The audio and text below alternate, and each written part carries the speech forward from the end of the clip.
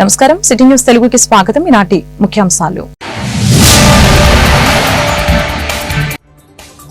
విజయవాడలో sub jail ని తనిఖీ చేసిన హోంమంత్రి అనిత గత ప్రభుత్వంలో అధికారుల్ని బెదిరించారు, తప్పు చేసిన వారికి శిక్ష తప్పదని స్పష్టం చేసిన హోంమంత్రి.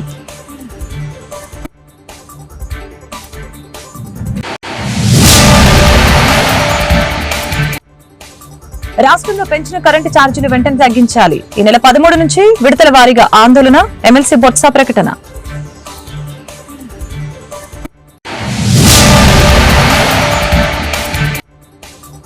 ఉభయ గోదావరి జిల్లాల టీచర్ ఎమ్మెల్సీగా బొర్రా గోపిమూర్తి విజయం. తొలి ప్రాధాన్యతతోనే 5,000కు పైగా మెజారిటీ. అభినందించిన నేతలు.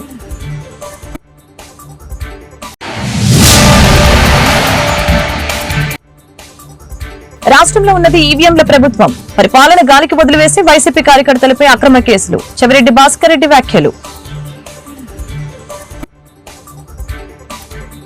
గత ప్రభుత్వంలో అధికారుల్ని విపరీతంగా బెదిరించారని హోంమంత్రి అనిత విమర్శించారు. కింది స్థాయి నుంచి పై స్థాయి అందరినీ కూడా బెదిరించారని అన్నారు. ఈ మేరకు విజయవాడలో సోమవారం సబ్ జైల్ ని ఆమె ఆకస్మికంగా సందర్శించి ఖైదీలతో ముఖాముఖి నిర్వహించారు. ప్రజలు మంచి నిర్ణయం తీసుకుని మాకు అధికారం ఇచ్చారు. ఖైదీని ఖైదీలా, ముద్దాయిని ముద్దాయిలా చూడాలి. తప్పు చేసిన వారెవరిని వదిలిపెట్టే ప్రసక్తి లేదు. ఖచ్చితంగా నిఘా ఉంటుంది. చర్యలు తప్పవు. సబ్ జైలు మౌలిక వసతులపై ఆరా తీశాం. జైలులో అధికారులపై వివరాలు సేకరించాం. విచారణ జరుగుతోంది. 2 రోజుల్లో నివేదిక వస్తుందని తెలియజేశారు. అలాగనే తమ తప్పులు బయటపడుతున్నాయన్న భయంతో విజయసాయిరెడ్డి ఇష్టానుసారంగా మాట్లాడుతున్నారని చెప్పారు. ముఖ్యమంత్రి చంద్రబాబు గురించి మాట్లాడే స్థాయి ఆయనది కాదని అన్నారు.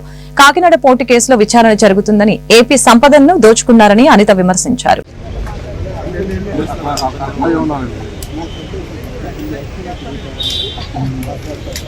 ఏం లేదు సార్, ఈరోజు కొంచెం ఫ్రీ ఉంది టైం.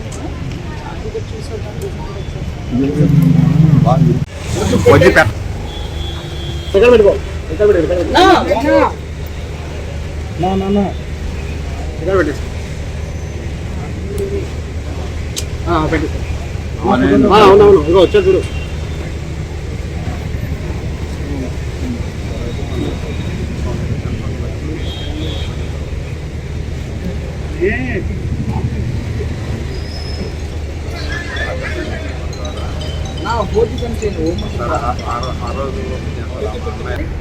ఈరోజు ఒకసారి విజయవాడలో ఉన్న ఈ సబ్ జైలు పరిస్థితులు ఎలా ఉన్నాయని చూడటానికి ఇక్కడికి కొంచెం సడన్ విజిట్కి రావడం జరిగింది.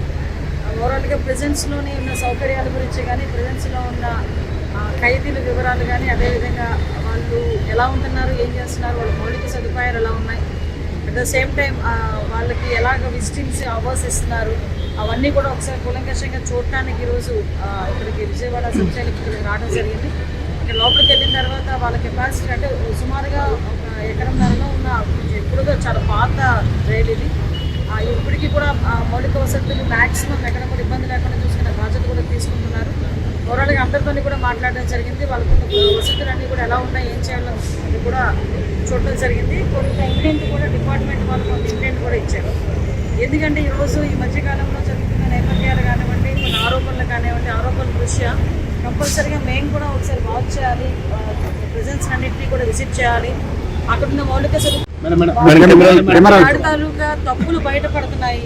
ఏదైతే అతగాడు ఆ కోర్టుని 6,000 కోట్ల రూపాయలు ఉన్న కోర్టుని 594 కోట్ల రూపాయలకి ఎలాగైతే పీకల మీద కత్తి పెట్టి రాయించుకున్నాడో ఆ విషయాలన్నీ ప్రజలకు తెలియజేయడం అయింది.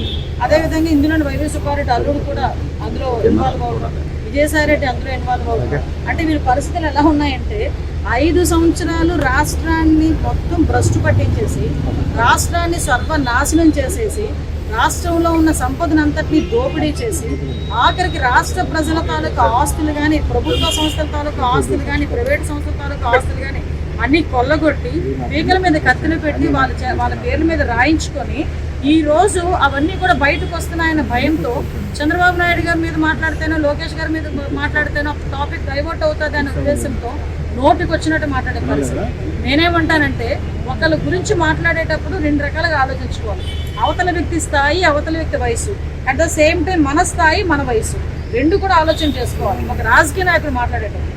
అటువంటిది అతని స్థాయి అతని వయసుని మర్చిపోయి కూటమి ప్రభుత్వం పాలనలో పెంచిన కరెంటు ఛార్జీలని వెంటనే తగ్గించాలని వైఎస్ఆర్సీపీ ఎమ్మెల్సీ బొత్స సత్యనారాయణ డిమాండ్ చేశారు. అలాగే రైతులను ఆదుకోవడంలో కూటమి ప్రభుత్వం విఫలమైందని, కంటైనర్ షిప్ లో డ్రగ్స్ ఉందని చెప్పి చివరికి ఏమీ లేదని తేల్చారని కామెంట్స్ చేశారు. ఈ మేరకు ఎమ్మెల్సీ బొత్స విశాఖలో మీడియాతో మాట్లాడారు.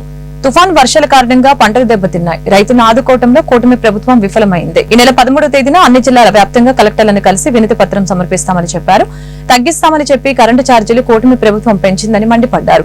ఎన్నికలకు ముందు విద్యుత్ ఛార్జీలు తగ్గిస్తామని హామీ ఇచ్చారు. ఫీజు రియంబర్స్మెంట్ బకాయిలు వెంటనే చెల్లించాలి. పెంచిన విద్యుత్ ఛార్జీలని నిరసనగా ఈ నెల 27వ తేదీన ఎస్సీలకు వినతి పత్రం సమర్పిస్తామని ఆయన వెల్లడించారు. ప్రభుత్వ విధానం సరిలేకపోవడం వల్ల వాళ్ళు ఇబ్బందులు పడుతున్న నేపథ్యం పత్రికలో కూడా వచ్చాయి. అది మేము చెప్తున్న మాట కాదు, అన్ని పత్రికలు, అన్ని మీడియా కానీ, ప్రజలు కానీ, రైతులు అందరం కూడా ఒకేసారి ఏక వచనంతో గొంతెత్తి ఆ వైఫల్యాన్ని చాటే. దాని మీద ప్రభుత్వం నిర్దేశమైన విధానం తీసుకోవాలని, రంగుమార్పు ఏదైతే తెలిసిన ధాన్యాలు ఉన్నాయో ఆ తేమ మీద మరి ఒక విధానాన్ని తీసుకొని రైతాంగం ఇబ్బంది పడకుండా, మరి దళాలకి అవకాశం లేకుండా వెసులుబాటు చేయాలని కొందరు కోరుతూ ఈ నెల 13వ తేదీ నాడు జిల్లా కలెక్టర్కి వినతి పత్రం ఇవ్వాలని ప్రజాప్రతినిధులు అందరం నిర్ణయించుకున్నాం.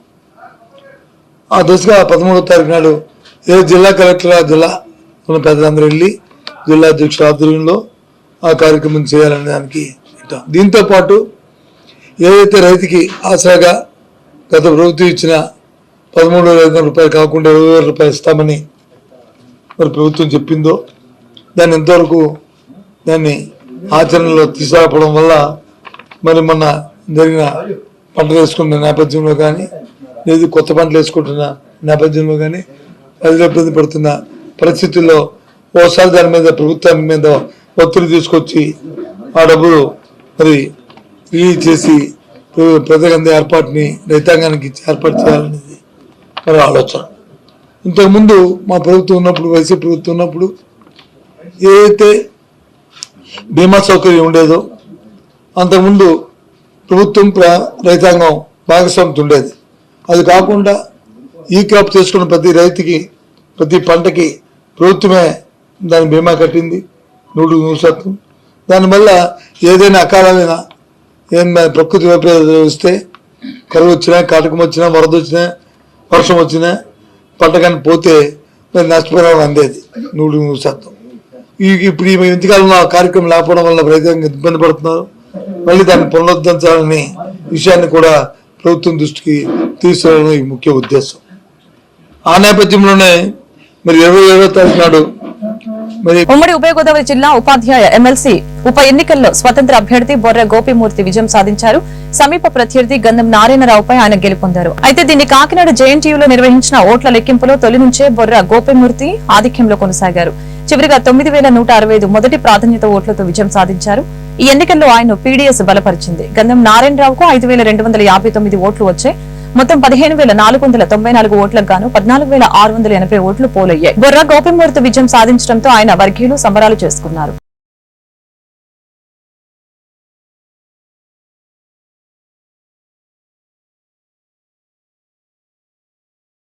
రాష్ట్రంలో అధికారంలో ఉన్న ప్రభుత్వం ప్రజలు ఎన్నుకున్న ప్రభుత్వం కాదని, ఈవీఎంల ప్రభుత్వం అని ఒంగోలు పార్లమెంటు నియోజకవర్గ వైఎస్ఆర్సీపీ అధ్యక్షుడు చెవిరెడ్డి భాస్కర్ రెడ్డి తెలిపారు. ఈ మేరకు సోమవారం ఒంగోలులో చెవిరెడ్డి మీడియాతో మాట్లాడారు. ఈ ప్రభుత్వం మాట్లాడితే కేసులు పెడుతుందని అన్నారు. పాలన గాలికి వదిలేసి ప్రశ్నిస్తే కేసులు పెడుతున్నారని మండిపడ్డారు. తాను వచ్చే ఎన్నికల్లో ఒంగోలు పార్లమెంటు నుంచి పోటీ చేస్తానని, జిల్లా ప్రజలతో మమేకం అవుతానని స్పష్టం చేశారు.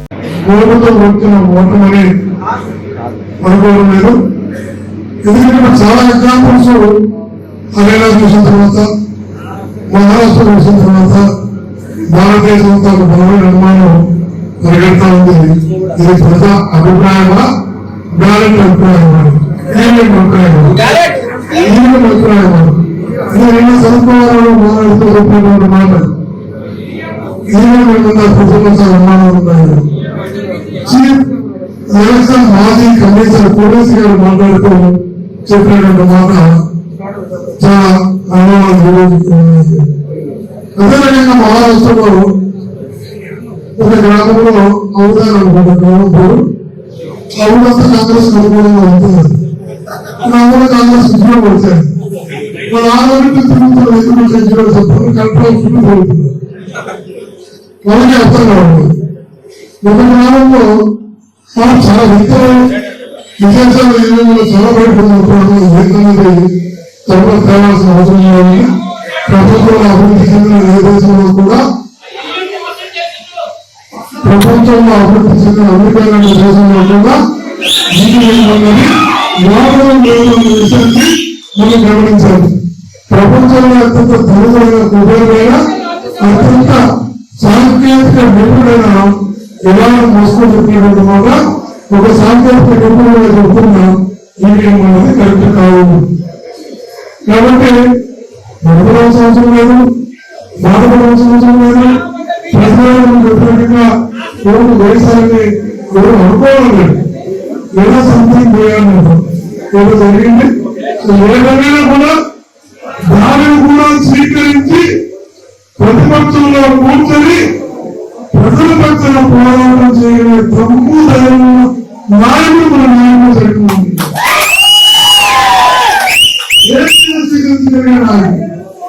ఏ తప్పు లేకుండా 16 నెలలు జైల్లో పెట్టా ఆ పైన ఆ తప్పుని అనుభవించే పార్టీని బతికించిన నాయకుడు అయితే ఎలా మనం తెలిసినా కూడా ఆ ఓటును కూడా తట్టుకుని నిలబెట్టుకుంటూ.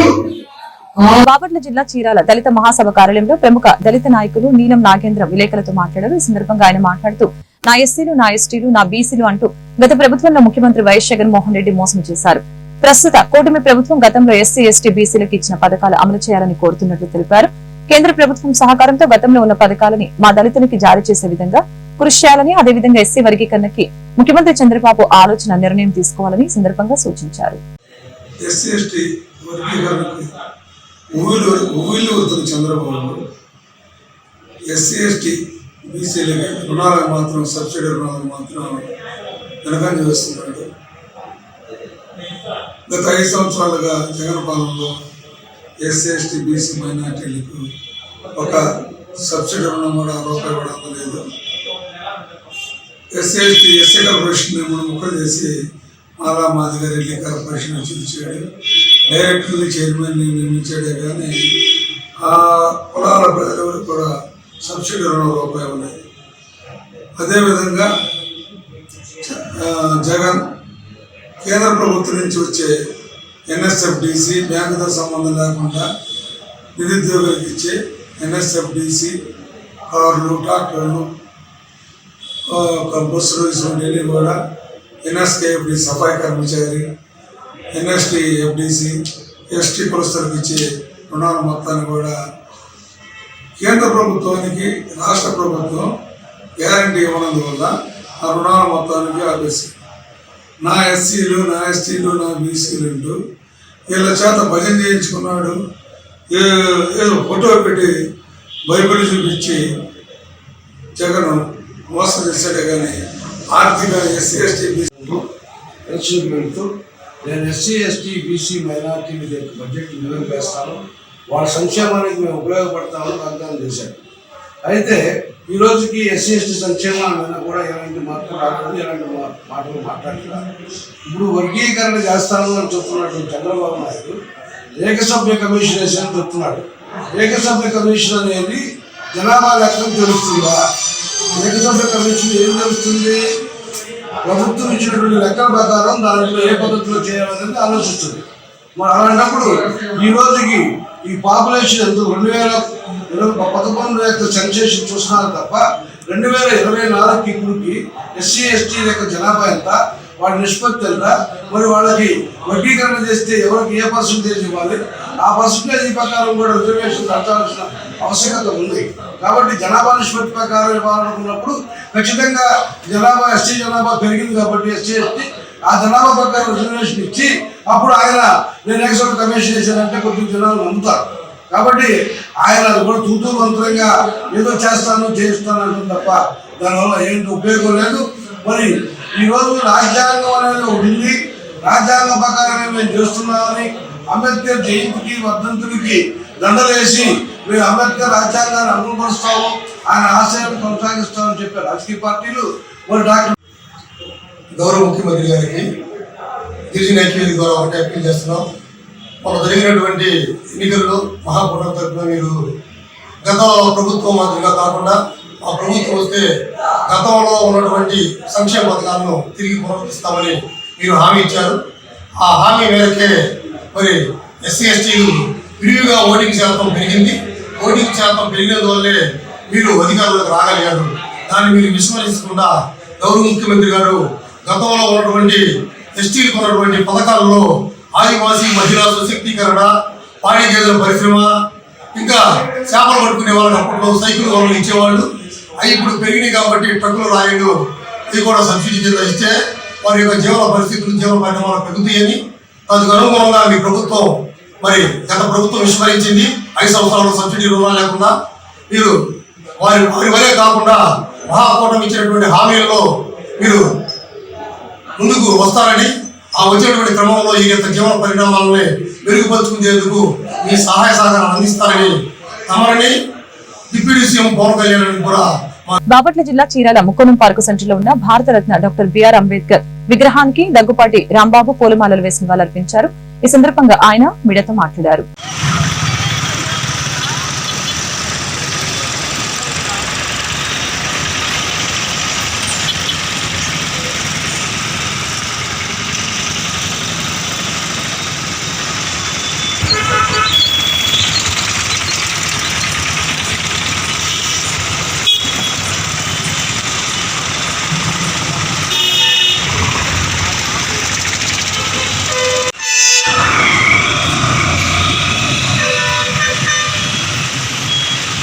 అందరికీ జేబీ.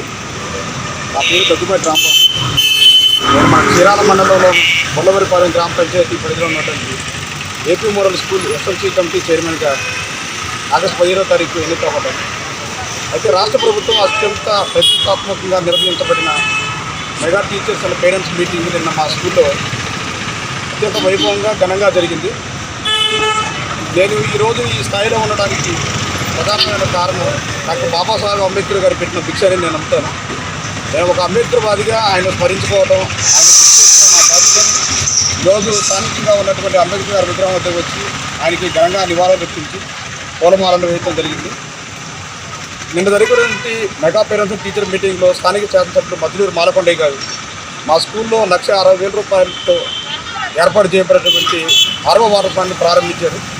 స్కూల్కు కావలసినటువంటి ఏ పని అవసరమైనా ముందుగా తనను సంప్రదించి ఆయన సహాయ సహకారాలు తీసుకొని రానున్న అతి కొద్ది రోజుల్లో స్కూల్కి కావలసినటువంటి అవసరాన్ని కూడా తీర్చాలని ఈ అవకాశం కల్పించినటువంటి చేసినవన్నీ చేసి ఇప్పుడు పొరపాటు అంటూ బూటకపు యాత్రలతో రోడ్లపైకి వస్తే జగన్ ను అడుగడుగున ప్రజలు నిలదీయడం ఖాయమని ప్రభుత్వ చీఫ్ విప్ వినుకొండ ఎమ్మెల్యే జీవి ఆంజనేయులు అన్నారు.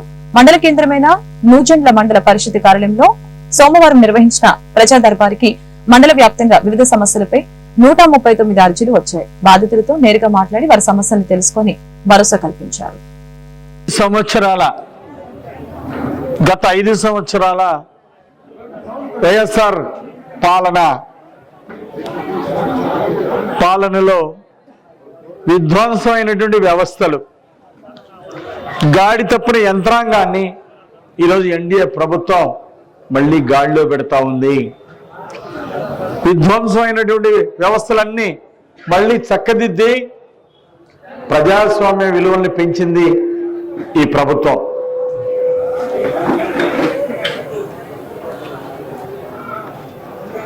ఈరోజు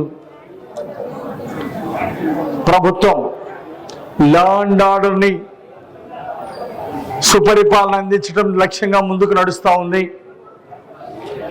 గత 5 ఏళ్ల పాలనలో, జగన్మోహన్ రెడ్డి పాలనలో ఎక్కడ చూసినా గంజాయి గుట్కాల్ని ఈరోజు అరికడుతూ ఎన్డీఏ ప్రభుత్వం ముందుకు నడుస్తూ ఉంది. చంద్రబాబు గారి పాలనలో 5 సంవత్సరాలు గుంటలు పడ్డటువంటి దాన్ని, రోడ్లన్నీ గుంటలు పడితే ఇప్పుడు 900 కోట్ల నిధులు కేటాయించారు చంద్రబాబు గారు. ఇప్పుడు ఎక్కడ చూసినా గుంటలు పూడ్చే కార్యక్రమం మొదలుపెట్టాం. రానున్న 4 రోజుల్లో ఈ గుంటలు పూడ్చే కార్యక్రమాన్ని కూడా మొత్తం పూర్తి చేస్తాం. 5 ఏళ్ల జగన్ పాలనలో సాధించింది ఏముంది? వైఎస్ఆర్ పాలనలో రాష్ట్రానికి 10,50,00,000 అప్పులు తీసుకొచ్చి తిప్పలు పెట్టారు. మీరు సాధించింది ఏంటని అడుగుతున్నా. మీరు చేసినటువంటి తప్పులు, రీసర్వేల పేరుతోటి ఇష్టారాజ్యంగా భూముల్ని, హద్దుల్ని మార్చి పడేసి, రికార్డులు ట్యాంపరింగ్ చేసి రైతులకి తీవ్ర అన్యాయం చేశారు. కోట్ల రూపాయల విలువైనటువంటి భూముల్ని దోచుకున్నారు రాష్ట్రంలో. ఇంకా మీరు సాధించింది ఏముంది? గత ప్రభుత్వం చేసినటువంటి తప్పులు, అక్కడ ల్యాండ్ టైటిలింగ్ యాక్ట్ ని తీసుకొచ్చారు. దానివల్ల ప్రజలకు అన్యాయం జరిగింది. అందుకే ఈరోజు ల్యాండ్ టైటిలింగ్ యాక్ట్ రద్దు చేసి ల్యాండ్ గ్రాబింగ్ యాక్ట్ తీసుకొచ్చాం. ఎవరైనా భూమి ఆక్రమణ, దురాక్రమణకు ప్రయత్నం చేస్తే అలాంటి వాళ్ళని జైల్లో పెట్టి చర్యలు తీసుకుంటుంది ప్రభుత్వం. అందుకే ఎక్కడ కూడా ఒక రాష్ట్రం ఇంకోడు ఆక్రమించుకోవడానికి వీల్లేదు. అందుకే ఆ చట్టాన్ని తీసుకొచ్చాం. ఈరోజు రాష్ట్ర వ్యాప్తంగా జగన్ ఈ రాష్ట్రానికి ప్రమాదకరమైనటువంటి వైరస్ గా మారిపోయారు. ఎక్కడ అభివృద్ధి జరిగినా చూసి ఓర్చుకోలేకపోతా ఉన్నాడు. కనీసం రాష్ట్రంలో రోడ్లన్నీ గుంటలు పడితే గుంటలు పూడుస్తున్నా ఓర్చుకోలేని పరిస్థితి ఈరోజు జగన్మోహన్ రెడ్డి గారు. నేను అడుగుతున్నా, 11వ తారీఖు నుండి పోరుపాటు చేస్తారంట. దేనికి? వార్తలు ముగించే ముందు ముఖ్యాంశాలు మరొకసారి. విజయవాడలో సబ్ జైల్ ని తనిఖీ చేసిన హోంమంత్రి అనిత, గత ప్రభుత్వంలో అధికారుల్ని బెదిరించారు, తప్పు చేసిన వారికి శిక్ష తప్పదని స్పష్టం చేసిన హోంమంత్రి.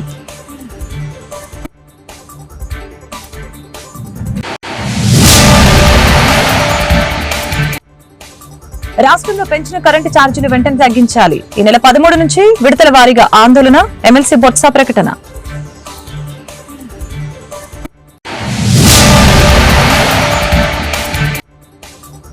ఉభయ గోదావరి జిల్లాల టీచర్ ఎమ్మెల్సీగా బొర్రా గోపిమూర్తి విజయం. తొలి ప్రాధాన్యతతోనే 5,000కు పైగా మెజారిటీ, అభినందించిన నేతలు.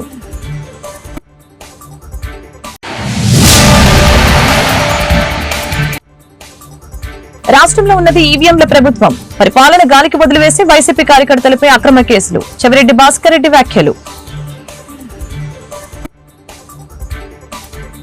ఈ వార్తలు ఇంతటితో సమాప్తం. మరొక బులెటిన్లో మళ్ళీ కలుద్దాం. నమస్కారం.